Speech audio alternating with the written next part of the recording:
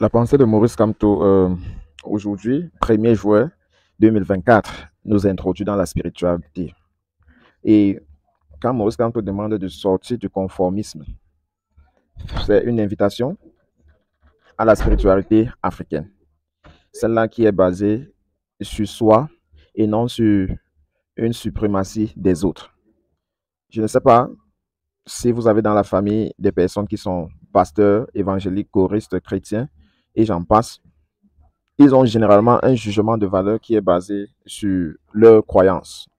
Pour eux, je prends un exemple simple de quelque chose qui nous est arrivé un peu tôt. En salle de gym, lorsqu'on joue la musique moderne pour pouvoir faire du sport, eh bien, certaines croyances disent ne pas vouloir, c'est-à-dire qu'ils n'ont pas envie de danser de ce genre de musique-là à cause, je ne sais pas, du message que ça véhicule et bien d'autres choses.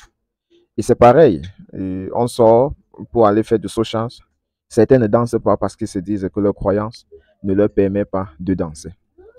Maintenant, lorsque un individu dans un groupe s'exclut des activités du groupe, cela casse le dynamisme de ce groupe-là et c'est dicté par des forces extérieures, des forces de croyance, c'est-à-dire une croyance qui rend son pratiquant pratiquement indépendant, c'est-à-dire pratiquement cohésif, incapable de prendre ses propres repères.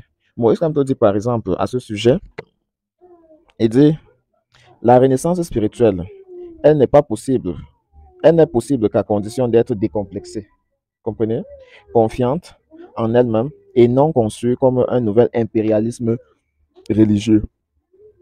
C'est une spiritualité africaine réhabilitée, ne revendiquant aucun monopole de la transcendance qui fournira le terreau des valeurs morales ravinées par une longue déposition réconciliera l'Afrique avec lui-même et lui permettra de comprendre les enjeux des sphères inférieures de la vie, les mécanismes qui l'enchaînent à la dépendance aux autres. C'est-à-dire, il faut davantage que l'Africain comprenne que Dieu habite en elle. C'est-à-dire, et qu'il cesse d'aller chercher d'autres sources de force que ce qui est déjà en soi.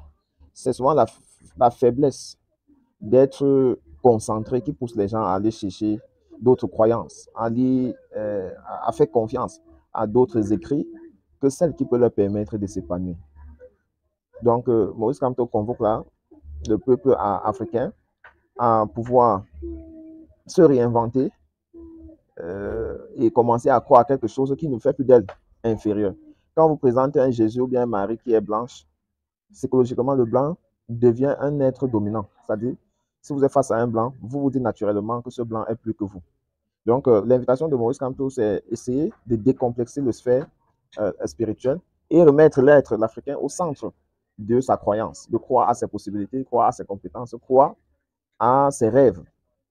Et non se dire à un moment donné qu'un Dieu viendra lui faciliter le processus, soit du mariage, soit des biens, et j'en passe. Je pense que cela intervient à un moment où, euh, c'est-à-dire le gouvernement Biya qui est au pouvoir au Cameroun a laissé sciemment la multiplication des entités religieuses. Et vous pouvez, pour ceux qui suivent régulièrement les journaux, observer que ces entités-là brillent par la formulation des comment, c'est-à-dire des cantiques au président de la République. C'est-à-dire ils organisent des cérémonies de prière chaque jour pour souhaiter longue vie au président. Parce qu'en réalité, la politique de Biya leur permet d'être là, enfumer le peuple. C'est-à-dire, moi, j'appelle ça tout simplement l'enfumage. Je sais qu'il y en a beaucoup qui seront dans la communauté qui ne sont pas d'accord avec moi, mais chaque croyance qui fait en sorte qu'un être se croit supérieur à l'autre, une croyance qui te donne l'impression que tu vas entrer au ciel et d'autres n'entreront pas, une croyance qui te fait croire qu'après ta mort, tu iras quelque part, on va te donner cette vierge pour toi seul, eh bien, euh, je ne peux pas porter un jugement pour ces gens-là, mais tout simplement, je dis, c'est par manque de culture générale qu'on arrive à se soumettre à toutes ces croyances-là. Si on a une culture générale assez développée, on va faire fi de tous ces discours-là. On n'aurait même pas le temps pour tous ces discours-là. Parce que la vie, malheureusement, ou alors heureusement, il y a beaucoup de choses avec lesquelles on peut s'occuper sans se laisser berner et distraire par des croyances au-delà. Avant de mourir, avant de penser à un paradis quelconque, il faut vivre. Il faut vivre. Hein? Il faut vivre. Vivre, c'est se découvrir et aider les autres à trouver leur bonheur. C'est-à-dire, au départ, il faut d'abord réussir soi-même et par la suite, maintenant, aider les autres à trouver leur bonheur. Il y a assez de combats dans la vie. Prendre un de ces combats-là et donner un sens à la vie des autres. Je pense que quand on fait ce genre de combat-là, elle est plus noble et puis elle donne véritablement un sens à la spiritualité. Mais avoir comme spiritualité le fait de distinguer qui va aller au paradis ou pas, qui est enfant de Dieu ou pas, qui est gâté ou bien qui est bien. Je pense que pour moi, c'est cet impérialisme occidental qu'il faut déconstruire. Et cela commence par la cellule familiale. Ça va s'étendre naturellement dans des petites organisations, des communautés, des villages, des régions, des départements et enfin notre pays. Toi qui me suis aujourd'hui, tu as déjà fait le choix de faire un pas.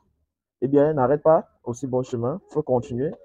Il faut redonner à ta propre famille, ta cellule familiale, une nouvelle façon de voir l'avenir. Ne crois qu'en eux et puis accéder au bonheur. Accéder au bonheur parce qu'on a cru en soi, parce qu'on voit les fruits de son effort se multiplier et non rester là à croire à un certain Dieu qui viendra vous sauver. Certains trouveront que ces propos sont assez durs. Cela montre que vous êtes un homolette, vous ne devrez pas être ici. Cette communauté, nous la bâtissons autant que possible. Nous cherchons des hommes pour libérer leur propre famille du joug de la pauvreté, des hommes pour libérer leur propre cercle, hein, des malaises, des difficultés, des hommes qui sont capables d'inspirer le changement dont le Cameroun a besoin. Si chacun en son coin euh, participe à éveiller la conscience générale, il est clair que le changement dont nous souhaitons arrivera plus tôt. Mais si à la fois nous cherchons le changement et nous nous laissons distraire par des pensées impérialistes, par des distractions inutiles, il est clair que nous y resterons aussi longtemps. Si toi tu t'es découvert, eh bien, tu as la lourde tâche de sensibiliser les autres jusqu'à ce que nous atteignions une masse critique capable de redonner à l'Afrique une nouvelle croyance, celui de soi et sans jugement des valeurs des autres. Voilà qui est dit et à très bientôt. Great, great.